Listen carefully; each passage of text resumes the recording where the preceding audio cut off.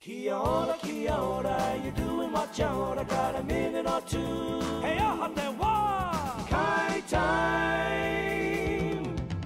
Kia ora rā te motu, nau mai anō kia kai time. Ka tahi anō ka hoki mau I te ngahere o mamaku. Nā ngā kuri I whakangau te poaka nei. Kia pīt te whānuitanga o ngā kōrero te rā nei. Brother. Kia ora.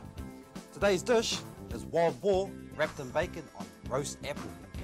First step, as you've seen me do here, is decore the apple.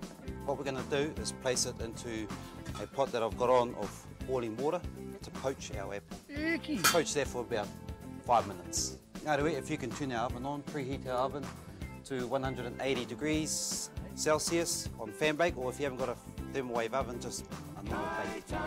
Remove the skin from our wild 80-pound boar. Ka mautewe. No dog bruises on the back. We've got clever dogs, bailers. Our next step is to remove the sinew. The sinew is like an elastic. What we'll do is butterfly it. Butterfly meaning we're going to cut halfway down and then open it out like that, and then the next right through. It's our butterfly. Is that enough for you? I'm quite happy to have this whole piece if you like, brother. Oh, put the whole lot in, you reckon? Wrap it all in bacon. Right, our next step is to wrap the bacon around. You just want enough bacon to go around once, not 3 times. Well, kia ora. There you go, and just trim the edge. And then just hold it there with a toothpick. Now our apples are ready. You want them soft, but not too soft, sort of in between. Take them out of the water, and just let them cool down to the side. Ka pai. Just heat our pan up. Our dash of olive oil in there. Okay, now our pan's nice and hot. It'll probably take about, a couple of minutes on either side. Now with pork, you've got to cook it properly, right through. As the heat goes through the pork, the bacon will shrink and it'll have a nice tight medallion or butterfly steak. Ka tauke. It's ready to go into the oven.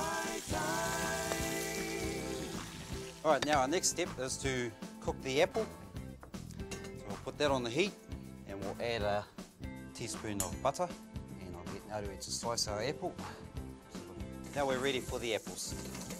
In they go. Just want to brown both sides.